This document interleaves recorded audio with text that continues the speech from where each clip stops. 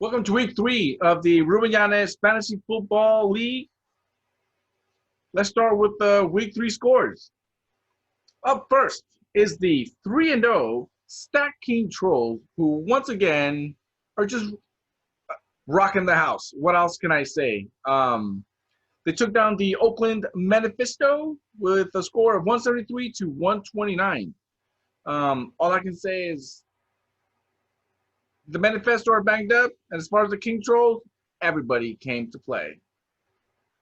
It's true. It's true. And we got the commish taking on a former champ, excuse me, the Reservoir Dogs. The score of 134 to 72.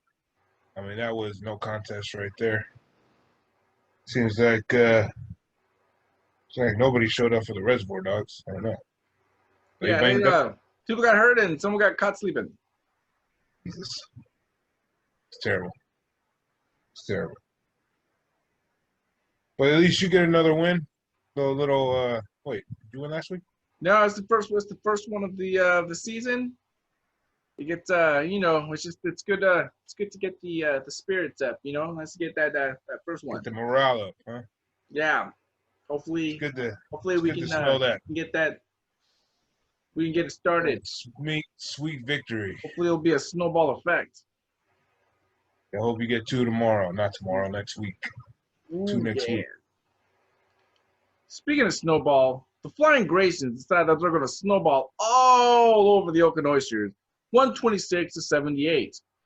Now this is the Graysons' first victory of the season, and the Oysters' first loss. First. I mean, the guy came down crashing hard to earth. He was up here, and then that's what happens when you got those guys that everybody shows up right away, and then right where you need it at the tail end, they don't show up in the second half. They don't show up in the second half. Next up, we got the Droid Lives Matters, 0-3. Taking on the Huff and Puffs at 1-2. With the Huff and Puffs coming up on top, 97-89. Respectable. All right. And all right, I think this is. You know what? It's gonna be a thing this week. What the hell is a bipper? I think I kind of figured out what a bipper is. Yeah. But I don't know. But you know what? What's a bipper? Nobody knows. But they seem to win 3-0. Bippers. And it's one of those things that Dayman, with a valiant effort of 144, which would have beaten over half of the rest of the league, could not get it done against the Bippers, who put up 166, which is quite consistent with the rest of the weeks. I mean, week in and week out, the 3-0 Bippers are definitely they're here to play. All right. There's nothing else short instead of that. Well, I mean, no matter how you cut it, no matter how you look at it, no matter who I played, I still would have lost. Yeah, I mean, we'll see. We'll see when the bye weeks start. Yeah, next week. Good luck. The Shabooms making a comeback. 150-92. Coming up on top. Yeah. Talk about the opposite thing where everyone comes in and comes through right at the end. Really finished off this match. Shabooms. Closers. Closers. All right, well, that's it for the scores. Now it's time for Honey Buns and Crumb Buns. I'll start with this week. My choice for Honey Bun is wide receiver Allen Robinson of the Chicago Bears, who had 10 receptions for 123 yards and a touchdown for a total of 30 points. Big Daddy, who you got? I got my backup quarterback. Call him Mr. Honey Buns, Josh Allen, quarterback. Buffalo. 311 yards, 5 total touchdowns, and 1 interception, 433 points. I mean, this guy is a true backup. I said yesterday he was a true starter. Patrick Mahomes reclaimed that throne. But this guy is a true backup right here. Allen. You definitely, there's no worry if you ever starting Josh Allen is definitely you do it and you just don't even worry about it after that. It's No, sir. Quite the opposite of the feeling that the next set of players were this week's crumb bums. Tight end Irv Smith Jr. from the Minnesota Vikings, who had 0 targets. I'm sorry. If you go out there at all and you get 0 targets, you're a crumb bum. I mean, there was no decision to be made. That's the definition of a crumb bum. Therefore, you're on the list. Tone, who's your crumb bum of the week? Oh, man. Wide receiver. Excuse me. This crumb bum wide receiver, Marquise Valdez-Scantling. I believe that's how you say his name. Green Bay. 1 reception, 5 yards, 2 points. A crumb bum. That's only because he won. Yeah, only because he won. Only because he won. But, I mean, here in this paycheck, I guess, caught 1 ball, 5 yards. Not a full first down, but it's a half. Yeah. Half a down. All right, let's get started with the all over the bench. All over that bench. Tone, get it started.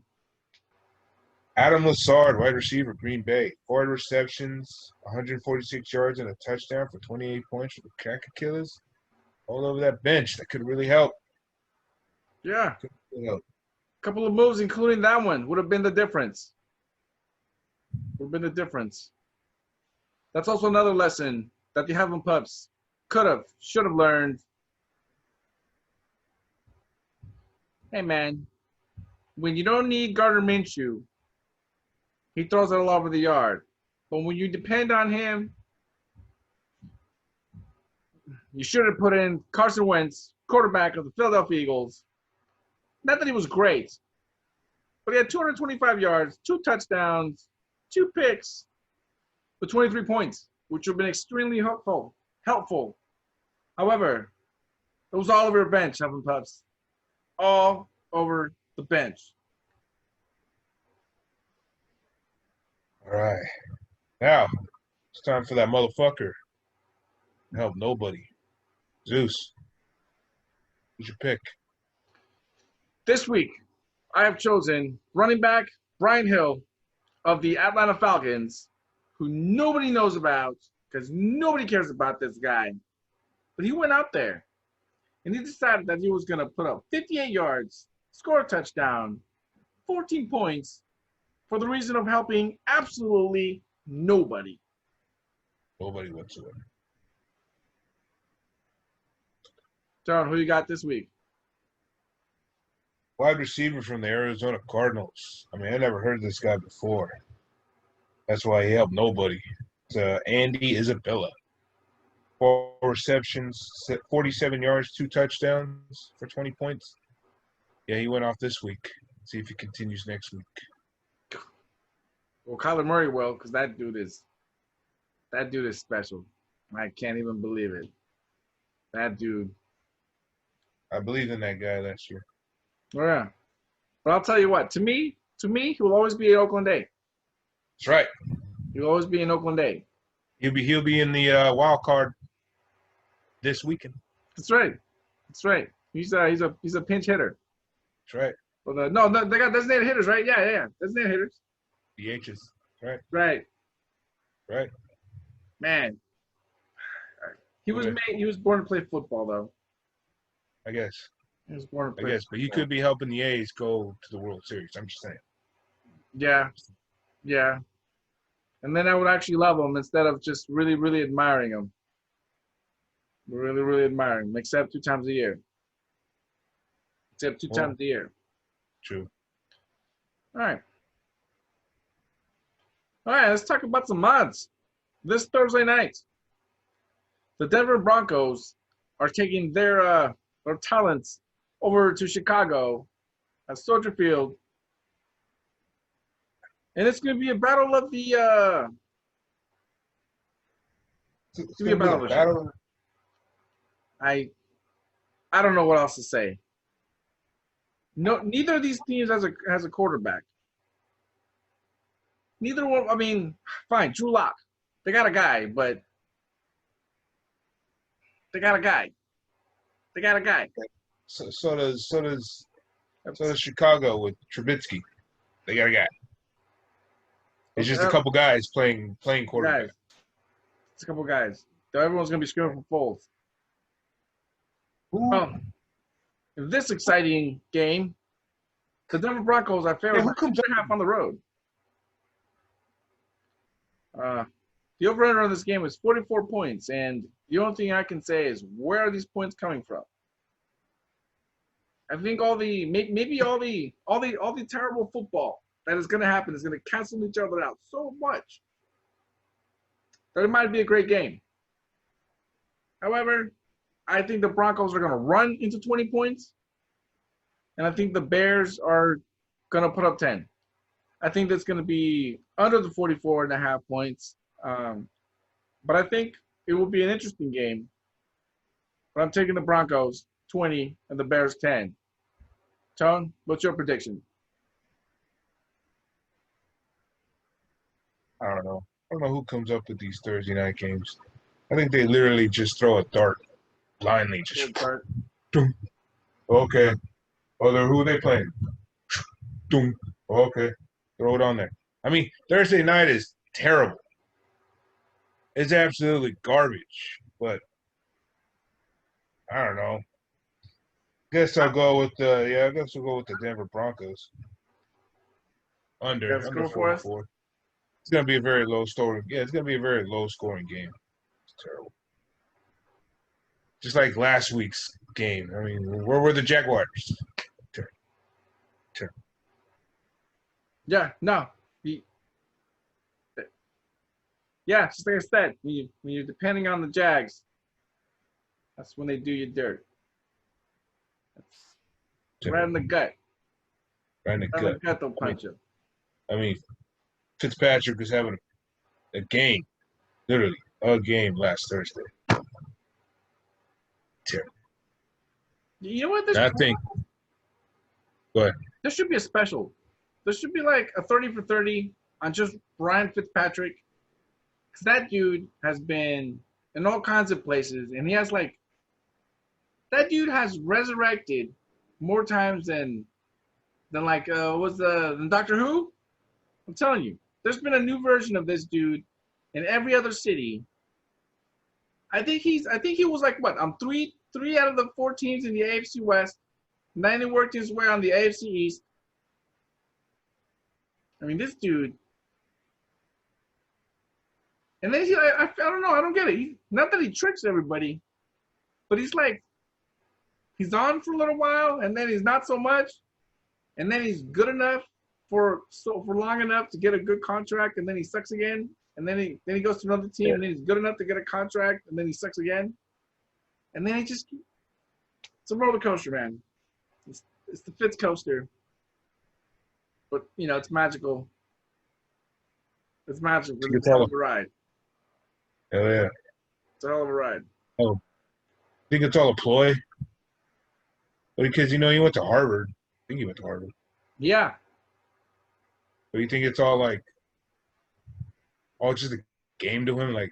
Yeah, I'm gonna make this much and be good for a while and kick back, invest my money. I actually paid attention, the new tax laws and stuff, and just move from state to state according to what he was doing. Yeah.